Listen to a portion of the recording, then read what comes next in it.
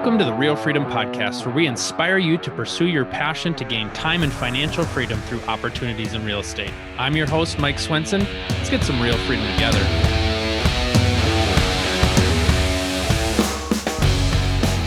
Welcome, everybody, to another episode of Real Freedom Stories. I am your host, Mike Swenson, and today we're going to talk about building time and financial freedom through something that's a little bit different than we've covered on these episodes, franchising. I know for a lot of people, you're excited about building businesses, you're excited about building financial freedom, and maybe you haven't ever thought about partnering up with a franchise instead of going at it and doing it all yourself. Hey, there's this great option out there of a franchise, and everybody probably thinks of fast food chains or restaurant chains when they think of franchising, but there's a whole world out there of other opportunities. And I was telling Kim before we got started that I actually was a part of a franchise launch with my real estate team previously to where I'm at today. And we got to go through the process of building a team, starting a franchise, launching the franchise.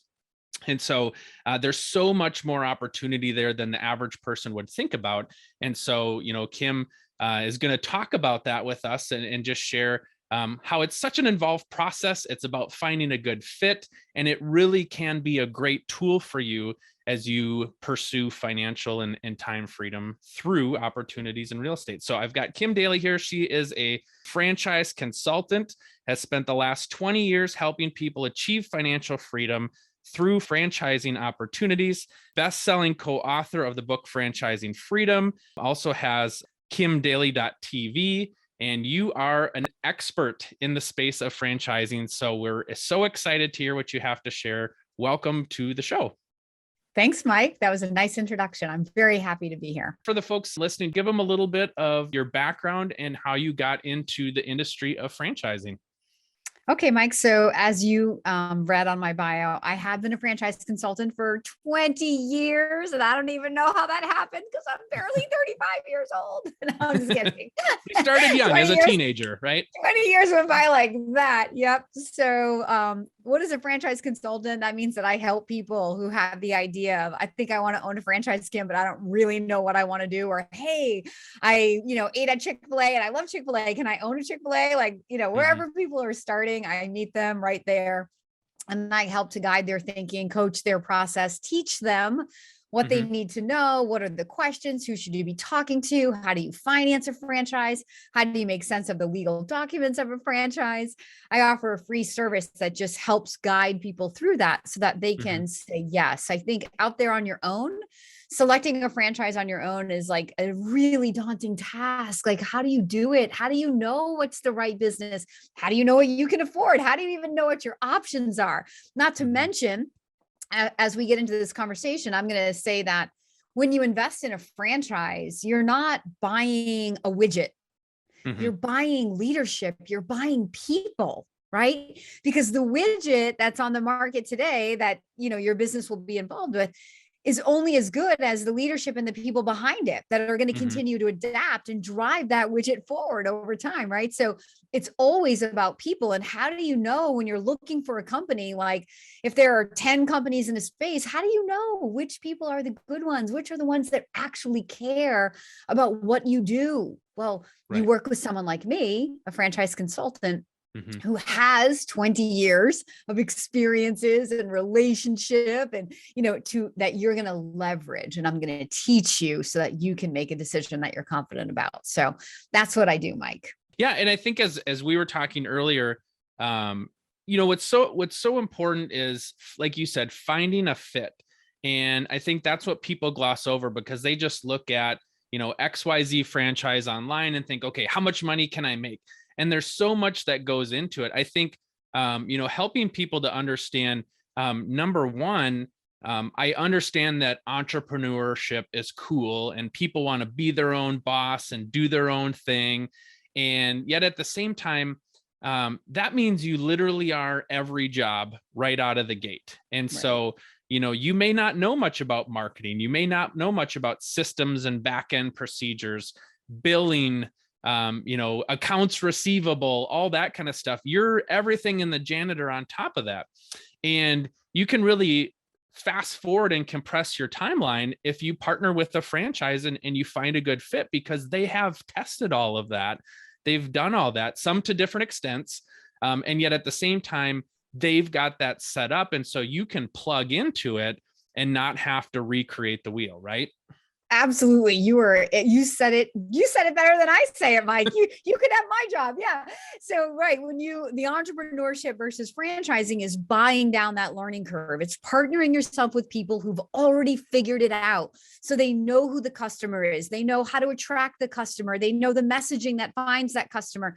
They know where to spend the money to find those people. They know how much money, they know how long you're going to spend it until you're going to build a positively cash flowing business. It's all of those assumptions, the questions that entrepreneurs have to ask and then set out to answer. And it's in the process of all of that trial and error that 90% of entrepreneurs will fail before their 5th anniversary. So that statistic is not owned by the franchisors that I work with. The franchisors that I work with have statistics as reported in their franchise disclosure documents, sometimes as high as 98% successful over a 30-year history. Yeah, because you're buying into what's already been created and established. You get to show up and execute. And as Mike said, that just accelerates the time to the break even and the profitability and the scale. So one of the things I want to say to your viewers, if you are in real estate and you're looking for diversification, but you're not looking to buy yourself a job, like as an entrepreneur, as Mike so nicely said, you are everything in that business and the janitor. In a franchise, you can come to the idea of owning a franchise where you can work on it as the CEO while your team works in it. So you can come in as a semi-absentee investor, keeping a W-2 job or having other businesses or real estate that takes up your time. And semi-absentee, Mike, in the beginning may mean 15 to 20 hours a week, and then scaling that back maybe to 10 to 15 hours a week. And there are even an extreme case. There are extreme cases of franchises where the owner puts in as little as 5 hours a week. Like think like a laundromat, right? Big capital investment to open, but at a very low time commitment. And when I'm working with candidates, when we talk about what is the right fit, I educate my people on what their money buys. And one thing I'll say is that money and time in a franchise are inversely related. So the lower the investment, and there's always exceptions to this rule. So you don't go, oh, I know differently. Like there's always exceptions, but the general rule is the lower the investment, the home-based opportunities, low investment, because you're not taking on the overhead of a location or a lot of stuff. Low investment of money, but big investment of owner time commitment, like that real estate agent, right? Yes, a real estate agent may be home-based, but that doesn't mean they're working from home. It means you don't have to take on the location because you're mobile, right? You're going and doing business where your customers are. Versus a big laundromat, big capital expenditure to get it open, maybe some great tax advantages. But once it's open, very little time commitment, right? Maybe 5 hours a week. So a business will never be truly absentee. A business always needs a leader in some amount, depending on the leader that you are, that amount may vary, and also the business that you invest in. And when you work with me, I would help you figure out if you're looking for that semi-absentee option, those semi-absentee options, I would help you figure out what options in that, that allow semi-absentee match, the goals that you're trying to achieve. And in addition to, talking about buying systems, buying experience, buying time-tested things, the other important thing is finding a fit. And, the fit can be anything from personality-wise, schedule-wise, like you said. Maybe this is somebody that works their daily job and they want a franchise as an opportunity to build a second set of income or a second stream of income while they're currently doing their job, with the hopes that maybe down the road they can take that over. Or maybe it's something where you're trying to build a legacy for your family, where you were scrapping and clawing and doing what you could to be successful, and you want to have something that you can pass on to your siblings or possibly your kids. And so a franchise could be a good opportunity. And they come in all different shapes and sizes. And so you really do want to find a fit with your skills and abilities, your passion, your time commitment, your finances, and what you can commit financially. And so that's where it's about finding a fit where it's not a square peg in a round hole, right? Right. I'm not just, like you said, buying a job. I could be a franchisee for a fast food chain, but then I'm also the manager all day, every day. And I have to hire 16-year-olds that run my life. Well, you could do that, or you could find something that's a better fit for your skills and abilities and your passions. And I think that's where so many people don't know how many franchises there really are out there and how many options there are to choose from. And there probably is a fit for something that you'd like to do and would be a match for your lifestyle. There are so many fun ways to make money in this world. Like that is the best part of my job. Like I presented companies today to a former Wall Street executive, and he worked for a bank, a big bank. He made a lot of money. He moved a lot of money in his lifetime, right? But he had leadership skills, and we were talking about moving and storage. We were talking about outdoor lighting. Because he mentioned, wanting to do something outside, and not that he's going to be doing the work, but that the work is done. We talked about fitness because he and his wife are into fitness. Like the three things basically seemingly have nothing in common. As I said to him when I presented it, but they have everything in common. And what they had in common were the characteristics that the three of us outlined in our consultation phone call, where we talked about the type of investors they are, like, more conservative or more adventurous. We talked about the hours of operation they wanted to put in. We talked about the work-life balance at this stage of their life, where money maybe is not so much the goal. Cash flow and tax advantages are the goal but mainly it's about having meaningful activity. He's too young to fully retire, right? But on the flip side, so you're not going to take a huge risk at this time in your life either, if you don't have to. So my job is to gather all of that data and then to bring opportunities. And to the point you were making, I mean, some of my very favorite franchises are companies that people are shocked to find out that's a franchise, because they think it's food and retail. They say, oh, my community doesn't have a UPS store, Kim. Should I open one of those? And I'm like, only if you want to work, retail job, right? Like not if you want to make serious money, not if you want scalability, not if you, don't want to be stuck in one location all day long. So it's to your point, it's about understanding someone's goals and what they're using the business for. So the franchise business, like rental property, it's just a vehicle that's going to drive an outcome. And so I'm infinitely more interested in the outcome somebody wants, personally, professionally, and financially, and in what time frame. So if you have a 10-year window to build a business, that's a different path than someone that says, I'd like to build something and be out within 5 years, right? You sort of need something that's going to move a lot faster, has a faster trajectory. So potentially a more pioneering concept than if you're looking to do this for 10 to 15 years, right? So everybody comes to me outlining, again, what they're looking to achieve. And then I bring back all kinds of businesses. Like a couple of my favorite ones that I'm working with right now. One, paints lines in parking lots. It's a franchise. So like the big asphalt roller guys, they don't want to come back and paint the lines. That's like a job they don't want to come back and do.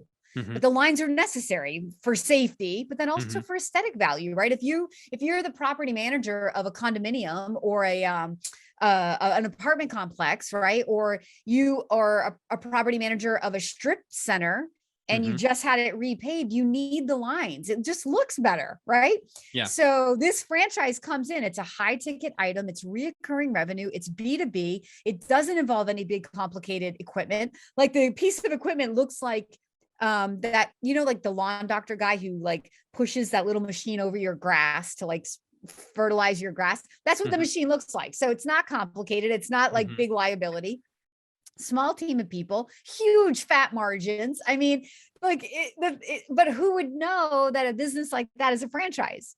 Right. You come to a consultant and like, that's the kind of stuff. Absolutely. I can bring you the sexy things too, right? I have the Mhm. fitness, I have the, big salons, I have the things that people may ask me about, the lash lounge or, Mhm. but sometimes it's the service-based industries that don't require the fixed expense of a location, which is kind of funny for you real estate people, but Mhm. doesn't require, the fixed cost and paying rent to a landlord. Sorry. Right.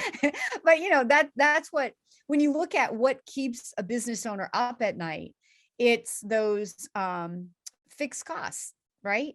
And especially when you have fixed costs and you don't have a predictable revenue stream. So I'm Mhm. not opposed to having rent in something wrapped in a membership like fitness or like eyelash extensions, or we even have facials wrapped in memberships where Mhm. you can have that predictable scalable revenue, and it's repeatable, it's reoccurring. That's when you find owners that feel more in control and okay paying the rent that they have to pay, Mhm. versus like a food-based business where you can keep pushing out more sandwiches, but you still have those costs. You never can outrun the cost of the bread and the human to make, whatever kind of food you're Mhm. making. Those go up as your sales go up. So you see the margins in a business that has controlled fixed costs, but where you can keep growing the bottom line, you see the margins in those businesses start to grow exponentially. And that's where Mhm. you see, it's a safer investment for the average person. You make more money with less Mhm. effort. And it just gives you a little more breathing room to make some mistakes and still be okay. We actually had a guest on previously, just a couple episodes. His name is Andrew Coral, and he was talking about, so he started as a real estate agent in Atlanta, and between Atlanta and Chicago, he started, I think he did like 1,000 transactions, and then he started to build and grow into other areas, and now he has a company that has essentially 23 different companies inside of it, and he had mentioned Crumble Cookies is one of the options. They own Polaris dealerships, and so it's starting to think about different opportunities where you're building those different streams. And like you said, you don't have to take the next 10 years of your life to build that stream. It could be get it up and running, find somebody that can take over a lot of the day-to-day operation, and you can move on. And so now Andrew's got 23 companies, and I think he said like 1,000 employees, and he started as a realtor selling houses in Atlanta. And it's That's it's really building fun. those different streams and finding those fits and finding great people to help you. But yeah, he would never be able to start 23 companies on his own from scratch and do everything and anything. But it's finding those partnerships and finding those right fits where, yeah, you can plug some money in and you can build that stream of income and move on to the next thing and keep going and keep going. And you know what's really fun about that? In today's franchising world, Mike, there are franchisors that have that very mentality for themselves as well as for their franchisees. Hmm. So, first, when we talk about scaling a business, because the wealth in a business is always going to be created through scale, just like in real estate, right? It's not one door, it's multiple Hmm. doors, right? Yep. So first we talk about the vertical scale. So you open one unit of a yoga studio, and you're like, okay, now I'm going to leverage that learning curve and open a second and maybe a third. And now with 3 locations, you can leverage one manager. Hmm. So you don't have 3 managers, especially if they're in a contiguous area, which is a huge advantage. Then you Hmm. can lower your advertising costs because now you can advertise with like a radio station. You don't care which club they walk into. Hmm. It's all your money, right? So you Right. have some economies of scale to the expenses as you scale up vertically, we'll call that, right? And so now, but you're like, okay, I have enough investment in yoga, but I really like this demographic. Well, there is the largest fitness franchisor in the world, actually has 11 different modalities underneath one parent organization. So we see Hmm. many of their franchisees, they started with Club Pilates. That's the biggest brand under that particular. And then when there was no more locations of club around them, but they wanted to grow, when Yoga 6 came in or Pure Bar came in, they slid over and now they took multiple units of that. So then you start growing horizontally. There are Hmm. home services franchises that do that. They start with a residential cleaning company and then they go Hmm. into gutters or power washing and so now the franchise owners again can first grow vertically because that's going to be the path of least resistance to scaling to a multi-million-dollar business with your learning curve to 2 or 3 territories, and then to go horizontally to the other brands underneath that parent franchisor. But the beautiful thing is, because franchising is all about people, it's about finding people that you like, that have a vision that you buy into, that you believe have the training and the toolbox, the marketing, the technology. And so in this home services space, all of the modality, whether it's cleaning or power washing or gutters, or I think they have a window washing franchise, they all have the same marketing platform and the same database management, like CRM. So you learn it one time. Think about the learning curve for that, right? And then you just get to grow in another business, but you're not like a fish out of water. Like, oh my God, like me learning this new Mac we were talking about. I got my first Mac computer from my PC, and I feel like a fish out of water today, like turning this thing on. And even though it's a computer and I've been on one most of my life, it's totally different. Same thing. Right. So you have the same people, the same vision, the same leadership, the same toolbox. You already know it works because it worked over here, but now you get to grow in a different vertical, right? So now you have a parent organization like your friend Andrew, and you start really building wealth. And that's when you're thinking about generational wealth. That's when you're building something that, imagine if a private equity came along because you had 3 or 4 different verticals under your parent organization, and within each vertical you had multiple territories. I mean, that's attractive to some small private equity companies, depending on what you're doing. And that's when you get, nice big buyouts, big fat multiples. But even on that note, you don't have to build all of that to be attractive to sell. I believe all franchise businesses are built to be sold. And let's say that you built a senior care business, right? So you're delivering caregivers into the home, which feels really good, right? Taking care of our elderly, grandma, grandpa, sometimes our mom and dads, depending on how old we are, or even like children with, adult children with disabilities.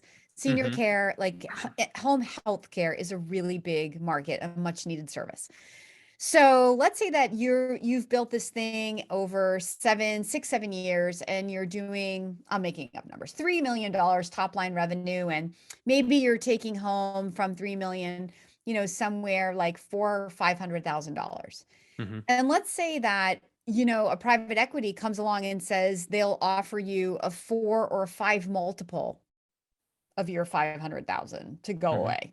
Right? Like, I mean, why wouldn't you take that multiple and exit? Right. But because senior care is an industry that's never going to be replaced by Amazon, right? It's always going to be essential. And really, in the time we're in 2022, it's very essential, because a lot of people do not want their family trapped in a nursing home that then they can't go see them, right? Due to restrictions. So we saw this huge boost and boom in home health care, and sending even qualified caregivers like nurses, and nurses who got laid off because they didn't want to get vaxxed are looking for jobs in home health care, right? So because it's a private company, so it, like, everything fed itself. And anyway, I mean, that's the kind of industry that if you're looking for, I want to build something for a few years and then be attractive to put an exit strategy on this, you're not going to get those kind of multiples from food upon exit, right? And mostly even in retail too. I don't want to make any earnings claims and say never, but it's services where the real opportunity exists, I think. And if even without the sales, the exit, just in terms of scaling wealth, it happens more in the service sector than it does, I think, in the others. Yeah. And as you talk about, I like the idea of vertical integration. So you think about people in the real estate industry. I mean, there's so many different opportunities. If you own real estate, there's property management, there's landscaping, there's even the striper of the parking lots. If you own commercial properties, there's so many different cleaning services. There's so many different opportunities where you can stay close to something that you're already familiar with and be able to add this on. And now you've got another stream of income. You're not reinventing your own wheel. Your clients, that your database that you've already built up of people, might be something that you could leverage that database for whatever your next business is. And yeah, there's just a lot of great opportunities. And so I think if you're doing something in real estate right now, just kind of look at like, what would my database, what would my clients or business to business clients, like what would be something that would be a nice add-on service that you could offer that would be in a similar industry, and look at those different opportunities. And yeah, you can be the person with 23 different franchises or 23 different business opportunities, because you've strategically lined up those dominoes where you find something that's a fit and you just keep going down that line. And you let Kim Daly help you with all of those. Yes. Yep. Yeah. And when I work with real estate investors, like I'm working with a couple of them right now in California. And that's exactly what I identified in our consultation. Like, ooh, these people have extensive networks. So one of them, I showed a restoration company. They do water mitigation, right? Water's a big problem when you own property, or can be. Even if you don't live in a flood zone, or you live in an area that's like not like Houston, where you get potential hurricanes. Water damage happens everywhere, right? Toilets overflow, laundry backup, right? You have problems. So anyway, this one particular candidate saw the huge opportunity and brought in a couple of his real estate investing partners to buy. I think they're going to end up purchasing all of San Diego County for this particular, and the margins in water restoration are like insane. Water mitigation business, crazy good business.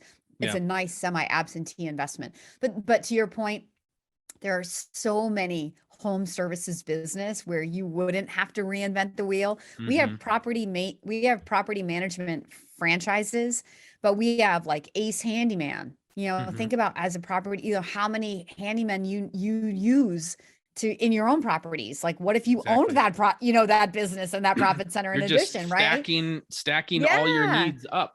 Leveraging it. We have a business that comes in and Instagram readies a home. They do cosmetic upgrades. They're in and out of the home within 3 weeks. The franchisees need to know nothing about architect or design because the parent franchisor actually is the designer. So they are like a national design firm, and they're using franchising as a method to get their services across the US, right? So franchisees basically just work with realtors, and who you want to sell homes faster and for more money, you can use our service. We'll come in, we'll like, they paint cabinets, they replace they do the light cosmetic stuff, no heavy construction. And it literally can cost the homeowner zero out of pocket because they have a temporary construction loan.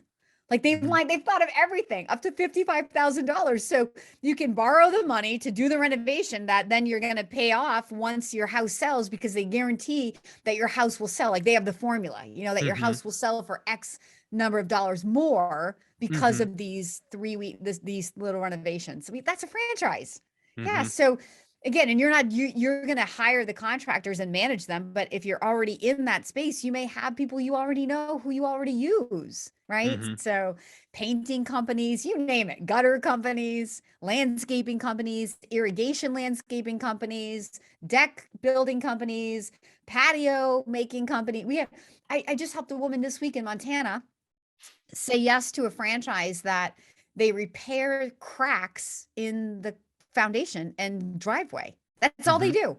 Like that's a huge business. And then, again, it's another niche that the people that, mainly work in the foundation and the cement, they don't want to come back and do that work. It's a nuisance work for them, right? It's too small of a job. But for the franchise owner, it's actually a high ticket item. It's a $2,500 average ticket. You're in and out within 2 days. The owner and a husband and wife team needs no other employees if they don't want to, or it can be semi-absent. You can hire those two people. It's everything you need to start that business. You can fit in a bucket. They call it business in a bucket, and off you go. No specialized training, and it's always going to be needed, right? If it's hot and cold where you live, the concrete is cracking. Yep, we have that in Minnesota. We always talk about that. We have it in New Hampshire. Yeah, driving on the road, like it's crazy how in the winter, how it just gets so bumpy Yeah. and the drive or the road crews are out there in the spring and in the fall, and they're always patching. And yeah, I mean, Yep. your driveway's always up and down, up and down, up And and who down. knew, right? Like who knew that that would be, that's a, the dream of a lifetime business. It's not, but the dream of the lifetime is the freedom, the control, right? The Hmm. opportunity to wake up and work with people you hire and you enjoy, right? Make the kind of money that you want to make, drive the level of business that you want to drive. Hmm. That's the dream. The vehicle is just the franchise, right? It's Yep. just the widget is just the vehicle that gives you that outcome. Yeah. Well, and I think a lot of times, for an entrepreneur, it might feel lonely at times. It might feel like you're always running up a hill, trying to, or we always talk about running into the wind versus having the wind at your back, like you might feel like you're running into the wind. Well, a franchise is an opportunity to link arms with somebody on this side, link arms with somebody on this side, and you get to run together, and they get to help you get off the ground sooner, because of all that experience and business building that's already happened. And like I said, you just get to plug into that. So, And not and just the franchisor, Mike, but the other franchisees, right? Because yeah. we work collectively in a franchise. We're all shareholders in the same brand. We're all moving in the same direction, trying to create the same outcome, right? The more consistently we all perform, the better our brand, become, the stronger our brand becomes, right? Because Hmm. when you think like, what is a brand? A brand is a consistent consumer experience. We as consumers get to know, like, and trust it. Then it's a brand. Hmm. And so how does a franchisor build a really strong brand? They do it with a really tight FDD, right? So people are like, oh, this franchisor is nickel and diming me, and this franchisor is making me buy paper products here. And I'm like, no, those are the brands that you want to be partnered with. Those are the brands that the franchisor knows that Hmm. in order to build this thing consistently, we need to hold in the reins on everybody. We need to be able to source supply chain issues because we're all buying that paper product from the same place, or Hmm. maybe we need to own that supply chain so there is no supply chain issue, right? So Right. it's not like franchisors are trying to squeeze every nickel and dime out of you. They're operating in a certain way to help you, to help lift the entire brand, to propel it forward. That's a Hmm. very common misconception about, franchisors. And ultimately it's because it's for the good of the brand. It's so that we can all work together. We're all going to go through training and bring our own experiences and our personalities to a business. And Hmm. so it takes a really strong franchisor to corral all of the personalities and all of the different ways that we interpret information, and then drive that brand forward where we're executing consistently. But if you want to be a part of something that's, like the next big Orange Theory or the next big Chick-fil-A, why do we love those brands? Because they're led by incredibly powerful leadership that has built a culture where franchisees just know to follow the leader. Hmm. Well, and too, like you said about the supply chain and all that, I mean, that's where fast food is a good example of that, right? Like you want to know that whether I'm in California or Florida, if I like that McDonald's French fry, I want to make sure that that tastes the same. And it's that same system, right? It's easy to have that as an example, but it's that same system where I want to know that whatever I'm plugging into anywhere in the United States, it is going to be the same. It's going to be consistent. And that's the key of the franchise. It's not the mom and pop shop over here and the mom and pop shop over there do things very differently. You're looking for that consistency across the board. And that's why you might have to standardize the supply chains and some of those processes. Exactly. In some businesses, it's not as important as it is in others. If you have a brick and mortar retail kind of a brand, it's definitely going to be more important than if you're doing like a home service where, your customers are going to end up doing business like realtors, right? Hmm. People do business with you because they know, like, and trust you more than the brand behind you. But if you put a brand and a personality that they can get to know, like, and trust, and a brand that has powerful leverage by, with national buying power or advantages of, marketing or technology or things that enable us to do business better, Hmm. that's the win-win, right? Yeah. But it still gives the owner the chance to bring his or her personality to the business. Like my business is actually like a franchise. So, I was trained on February 14th, 2002 to be a franchise consultant with a company called FranChoice that's actually right there in Eden Prairie, Minnesota. Hmm. And 20 years later, I'm still executing the same system, but through the 20 years, I've certainly made the business my own. I was told you got to find people who want to work with you. Nobody told me to host live events all over the country, right? That's what I did up until 2020. Mm-hmm. Then when I couldn't fly, I had to adapt or die. So Mm-hmm. I built Kim Daly TV, which I'll say, Mike, it's definitely the greatest thing I've ever done. It's the most fun I've ever had professionally Mm-hmm. building my YouTube channel. So please, you got to check it out, kimdaly.tv, Mm-hmm. Daly. But like, so the whole point is that, I've been doing the same basic system for 20 years, Mm-hmm. produced varying levels of success in the beginning, figured out what I really needed to do to drive consistent high level performance and success, became a history making consultant back in 2012, and have spent the last 10 years, at a history making level and growing even that. So, Mm-hmm. it's all the same, but it's what I've done with the system that's made the changes. And like I said, like they tell you you've got to go find the people, but they leave it up to my personality to figure out how to build my referred leads, just like a realtor, right? Right. Just like a realtor. So what does that look like? So if I say, gosh, Kim, this is pretty cool. You have this whole catalog of opportunity for me. Do I reach out to you, and what is that conversation, and what does that exploration process look like? Yeah, that's such a good question. Thank you, Mike. So first of all, my services are free for my candidates. Mm-hmm. So I'm paid like a recruiter. Mm-hmm. So franchisors love what I do for them because I really maximize their time. By the time a candidate gets to a franchisor, they number one live in a market that's viable and open for that particular business, right? What a bummer to go all the way through the process with a franchise and then they're like, "Oh, we don't even have territory open," right? Like Mm-hmm. that's never going to happen here. You are financially qualified. Like we're not stretching you or you're putting the last dime of everything you have, because one of the first things we're going to do together, I'm going to explain to you what your money buys, like Mm-hmm. black and white. I Mm-hmm. learned years ago that the number one reason people end up saying no to a franchise is money. Mm-hmm. Well, it's fear and money, but it's fear of losing money or fear of not making enough money. So it's always money. Right. Yep.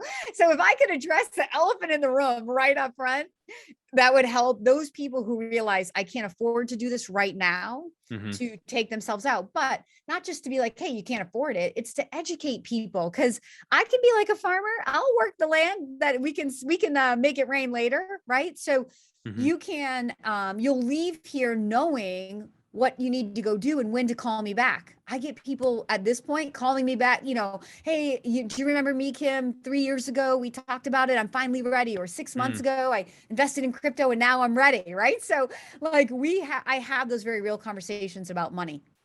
And so you're financially qualified, you live in a market that's open, and you have the key skill sets that match their top performing people. So that's why it's free. But that's Mm-hmm. also what I do for you is I get to know you through a two-step process, personally, professionally, and financially. I want you to dream. I want you to tell me what your goals are. I want you Mm-hmm. to tell me like why you want to do this, like what's motivating you to even be here talking to me, because Right. that's really important, because the fear will kick in. It absolutely, it's irrational to think that it won't, because you're stepping outside of your comfort zone. So if we can outline when there's no fear, why we're here logically, Mm-hmm. what outcome we're trying to create, then when the emotions start to run high toward the end, we can come back to the logical reasons why we started. Mm-hmm. And maybe we can bypass the emotional fear by connecting the dots. This is what I said I wanted. And oh, look, this is what this business can afford me. So, of course, I'm going to be nervous because I'm stepping out of my comfort zone and I'm trying something I've never done. But by the time you've completed my research process, you will have asked all of the right questions. You will have Mm-hmm. spoken to all of the right people. You will literally have done everything you can do to be as reasonably sure as you can be that unless you just don't get out of bed and Mm-hmm. do what you're committing to doing, there's no reason to assume that you're going to be in the small percentage of people that fail in that particular franchise, right?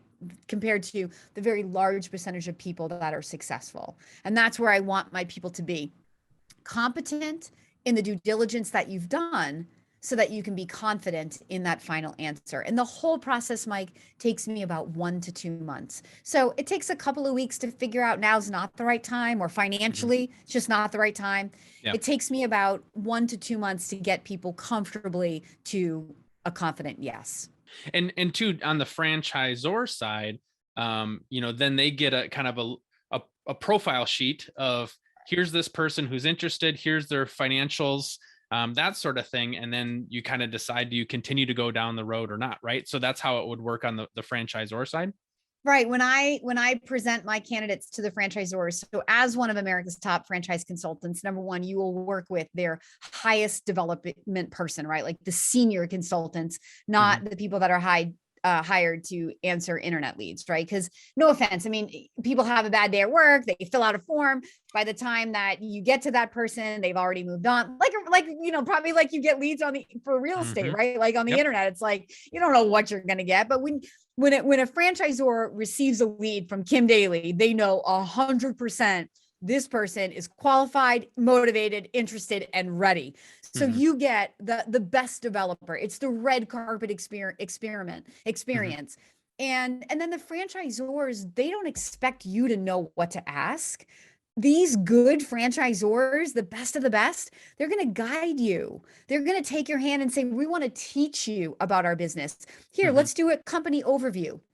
The next time you get together, maybe you're going to go through the unit economics, where they're going to break down what it costs to open the business and then what their earnings claim shows. And then if that keeps you motivated and you want to learn, well, okay, how about we open our toolbox to you? So how are we going to help you make that money? Here's our marketing plan. Here's how we do search engine optimization for you. Here's our national call center that answers those calls. Like, they're going to teach you all of that. And then they're going to show you like the real estate support, or how they define a territory, and maybe have you go drive some neighborhoods. So you can visualize like what kind of customers you're going to be serving. And so they're guiding you. And from their guidance, then your questions naturally come up. And then we go out and we validate in the real world with all of the people who've already said yes to this. How's it going? Like, are you happy? Do you feel well trained? Do you feel supported? Knowing what you know now, would you do it again? And I coach people through all of those steps. So literally, again, you're asking every question that you can think of, and that I know that you should be asking. I'm even going to sprinkle in a little business coaching, things that I've picked up in my 20 years through hard knocks. And, the things that made me 8 years an average performing consultant, and then the last 12 years a history making consultant. The things that I do now that I wish I knew in the first 8 years, right? Because I was the same me. Franchise was the same process, but I produced two very different results. So it's kind of interesting, right? What did I do differently? Wouldn't you like to know? So you can avoid 8 years being average? I think you might. So I share those kind of business coaching stories, and if people are into it with my candidates, because I'd rather you hit the ground running and be rookie of the year. I mean, that would be a better success story for you and for me. Awesome. Well, thank you so much for sharing all that. I mean, I think just to one, open people's eyes to these other opportunities are out there, that I don't have to do it myself. I can plug in, partner with people that have done the hard work. And like you said, you have a much higher success rate going with a franchise versus doing it yourself. Because you said how many percent of businesses fail in the first 5 years? The SBA reports that 90% will fail before their 5th anniversary. Right. So 90% fail. Or on the franchise side, what's the statistics on success? Well, every franchise that we look at has to report their failure or success rate in their franchise disclosure document. But the comment I made was that the majority of the companies I've been working with for 20 years have statistics the exact opposite of that, 95% success rate over a certain number of years. So I don't want to make that. Well, and because they have to report on it, you get to see that before you jump in. Exactly. So it's all disclosed to you. Correct. Yeah. So what would be the next step then? Kim, I like everything that you're sharing. I like how you're going to help me out. How can I reach out to you? Awesome. Well, if you want to check out some of my videos, absolutely on YouTube, Google Kim Daly, Hmm. Daly, or just type in kimdaly.tv. That'll Hmm. take you right to my YouTube channel. But if you have specific questions for me or you're just ready to say, "Hey, let's get started. How do I get a consultation?" You can go to my website, which is thedalycoach.com. Again, Daly, thedalycoach.com.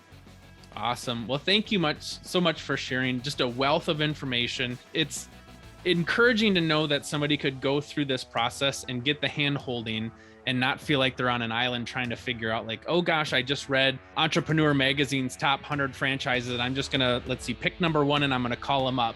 Have at But you're it. gonna you're gonna go through and find the right fit, make sure that it meets their goals and objectives that they want, and really help them increase their chance of success and happiness through this process because you're doing something that you love.